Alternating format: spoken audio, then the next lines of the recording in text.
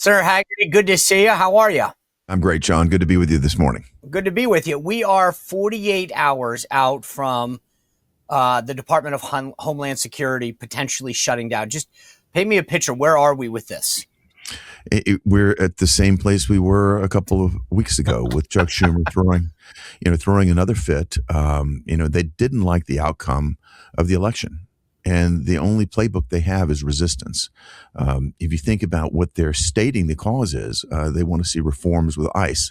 Well, we already funded ICE, Sean. We funded it back in 2025. So what they're going to do, at least this is their threat, is they're going to hold up funding for the Coast Guard. That means no interdiction of drugs coming into our country by sea. They're going to hold up funding for TSA. That means you're going to be walking past TSA people at the airports who are not getting paid. And importantly, if you look at what's happened in my home state of Tennessee with the recent ice storms, they're going to be holding up FEMA funding at a time when we desperately need it. Again, all of this to make a point that, I think if you look at their demands, their laundry list of demands that they're literally arguing in the media, not with us, their list of demands would essentially turn America into a sanctuary country. They want no enforcement of immigration laws. That's clearly not the mandate that President Trump received when he was elected into office overwhelmingly. Again, the Democrats don't like it. They're using this as a wedge to, motivate their far left base. You've seen these radicals moving around the country. They're in Minneapolis right now. But what they have not chosen to do is actually cooperate with us. If you look at my own home state of Tennessee, we've got a glaring example of what cooperation looks like in Memphis. Operation Memphis Safe. We've got local enforcement cooperating with state level enforcement, cooperating with federal level enforcement. We have 16 federal agencies on the ground, and Memphis is becoming one of the safest cities in America. Contrast that with with what's happening in Minneapolis. It couldn't be more stark, and that's because the far left are calling out ICE as Gestapo. They're motivating their far left radicals to come up and really interfere with law enforcement activities. And if they would only cooperate, Sean, the number of agents that would be required would dramatically be reduced. If you think about it, if they would cooperate and turn over people that have detainer warrants on them, just hand them directly to ICE from the jail, it would take one or two ICE agents to go and pick them up.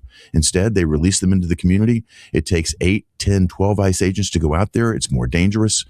You see what's happened with, vehicular assaults, protesters, et cetera, et cetera. They're driving all of this by their lack of cooperation. It would be so easy to fix it, yet that's so far away from anything in the Democrat playbook. Yeah, look, I think you're absolutely right. This is ridiculous. But let's kind of dissect this for a second. As I said, as of Friday night, DHS shuts down. You laid this out perfectly. TSA, Coast Guard, Secret Service, all shut down theoretically. But so what is the plan, I guess, right?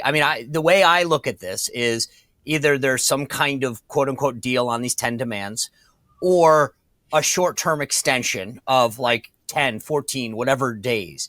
So what is your crystal ball? You're an appropriator. How do you see this thing playing out when Friday night, midnight comes along? What is the government? Are we just going to shut it down for a while until the Democrats recognize they made a mistake? My understanding is the Senate's out next week. The Senate is supposed to be out next week, but if they shut this down, I think the Senate's going to be here trying to negotiate a deal with the Democrats. The question is, does the Democrat Party want to negotiate?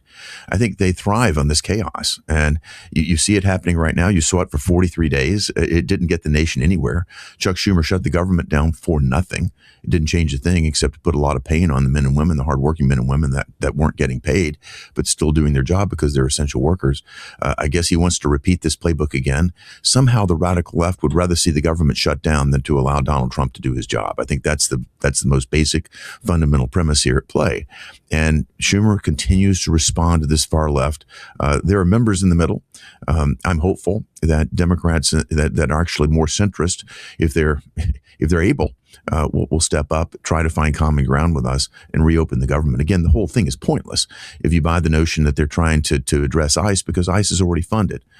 We've already suggested changes that would work with DHS, body cams. ICE wants this. We provided funding for that. There are a number of things that we could find common ground on. But this laundry list that Schumer is demanding essentially is just basically making, America a totally unsafe place. This laundry list would make, again, America have no sovereignty and no respect for our nation's integrity, because it would turn the nation into a sanctuary nation. Yeah, look, I think this is to your point. Last time it was 43 days and they got the same vote that they could have gotten on day one. You're But right. I do work. I mean, I'm sort of heartened by what you say in the sense that the Senate you think would stay in next week, because I think some of these Democrats that probably have trips or fundraisers might cave if they realize you got to be in Washington. You're not just going to get to home while the government's shut down. You're right about that, Sean. That sort of pressure may be very real. And we're in election season right now. 2026, a third of the Senate is up for re-election. So there is pressure to get home, to campaign, to do what's needed to be done instead of staying here with Chuck Schumer and staring at each other and watching the Democrats go on TV and not talk with the Republican side. The frustration was enormous. It was palpable on the Democrat side during the last shutdown. And finally, we had a group of Democrats that came across and made a deal to get the government reopened. And I think we may see that same dynamic again, but the pressure again is very, very high against those centrist Democrats. Let's be honest, guys. If you are having trouble right now paying the bills, grocery bills, insurance premiums, etc., even with a steady job, more families are being forced to use high interest credit cards to pay their and cover their expenses, which is why, as you know, President Trump has made capping interest rates on credit cards a big deal. But if you're a homeowner that you're caught in this cycle of carrying high interest rates, I've got some news for you right now, because mortgage rates are at a 3-year low. And my friends over at American Financing are helping homeowners pay off high interest loans with rates as low as the 5s. That's right. So you can talk to one of their salary-based mortgage consultants that don't just push loans, but they build you a very tailored, personalized exit plan. And on average, they're saving customers $800 a month. And if you start today, you may even be able to delay your mortgage payments for 2 months. That's extra cash in your pocket. So give them a call at 1-866-891-7332 or go to americanfinancing.net/Spicer. That's americanfinancing.net/Spicer, or give them a call 866-891-7332. The folks at American Financing can put a program together tailored to your needs, your income, if you're a homeowner, to get you some relief that you need. They've got like 10 things they want. You mentioned one of them's body cameras. The other one, they got like one on judicial warrants, one on no face mask, which is insane. These guys are getting doxxed everywhere. Like, are there any red lines that you have of the 10 that say we're not going to start this? And then beyond body cams, are there things that you have said, among the 10, we could do these? Well, the judicial warrants is, again, absurd because they already have an administrative warrant issued by an immigration judge. Due process has already been delivered.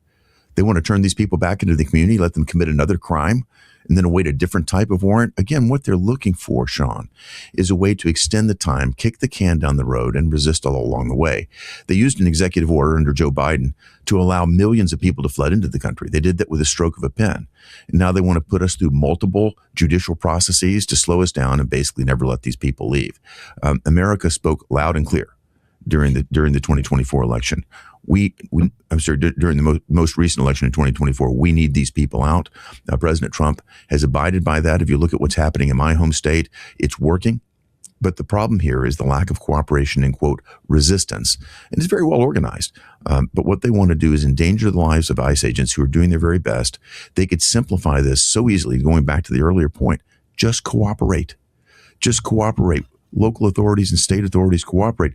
Don't call ICE agents modern day Gestapo the way Tim Wall says. You're endangering Americans. You're endangering law enforcement. If you think about it, the doxing, the death threats, the vehicular assaults against ICE agents, all of them up well over 1,000% since this began. That's not. But as you point out, like, look, the thing that's fascinating to me, and it frustrates the heck out of me, is you mentioned this in Memphis, your in your state, Democratic governor. It's working. That where there's cooperation, it works. Where the Democrats don't want to work, which is basically one city, Minneapolis, it doesn't. And yet we don't. I think you have. I've listened to your interviews. I've seen you on social media. You continue to point out that Memphis, a Democrat-run city, is working well because of the cooperation. Are we just not singing the tune loud enough? I mean, what's the problem? Because DC, Memphis, Tennessee, Chicago, like, it seems like where you can actually get agreement to allow local law enforcement to work with the federal agents, we actually have a pretty good outcome. It's where they resist us, create a sanctuary city, and then say law enforcement can't work, that there's a problem. And that problem is pretty much isolated to one Democratic city, Minneapolis. Well, I think the media play a significant role in this. They continue to fan the flames. We don't have media down in Memphis, lauding the fact that Memphis is becoming one of the safest cities in America. When you have cooperation, you lack the friction that the media seeks. The revenue model of the media supports this sort of friction and this sort of engagement. You have 24/7 coverage of what's happening in Minneapolis. Yet you don't have interviews of people in Memphis saying, finally, my children can go out and play. Finally, we're able to go to the corner restaurant. Entrepreneurs saying, I was going to shut down my restaurant. Now I'm going to expand it. You have people smiling on the streets again. I'm getting an overwhelming amount of incoming, mail, calls, et cetera. Thank you for what you've done in Memphis. And it took a long time, Sean. I mean, this started back in 2024 with me conversing with the mayor of Memphis back in the summertime. We'd earlier had some roundtable discussions. Things seemed hopeless. And I could see by the summer of 2024 that things were going to change, that I would have the gavel in the United States Senate, be in a position on the Appropriations Committee to truly help. The Democrat mayor of Memphis actually realized that we could work together, that we could accomplish more for our citizens. And we both agreed that it shouldn't matter whether there's an R behind my name or a D behind his. We are both public servants. And if we can't deliver the most fundamental goal of public safety, we should both be fired. and it's that type of cooperation. Wow, that makes sense. That's rocket science, right? Yeah. It actually makes sense. And so Kash Patel and I began working on this in December of 2024. When Pam Bondi came on board in January, the first conversation I had with her was about supporting the effort. We started very quietly, working up the files. You don't want to forewarn the criminals that you're coming. But the first wave started in June of last year with federal marshals. We took out over 140 of the worst of the worst. Then the next wave came with a heavy up of FBI and Tennessee Bureau of Investigation. That's state level enforcement, and an additional increment of state troopers. Over 500 more criminals. These are the guys running these gangs, tough operators. And then when President Trump saw this success, he said, you're going to get the full menu. Again, that's 16 different agencies that are on the ground working. That includes even the IRS, Sean. Why would the IRS be involved? Because these illicit organizations have illicit revenue streams. That's how they got Al Capone. So we're cooperating to charge these criminals on a federal level. I don't want them in the Memphis Shelby County Jail. I want them in Fort Leavenworth. That's where they're going. I want to move on to this Verizon thing, but I got one last question. You brought up, for a lot of people, they hear this Democratic demand about administrative warrant versus judicial warrant. I know you're a lawyer. Can you just explain, like, in actual layman's terms, like, what's the difference and why it matters?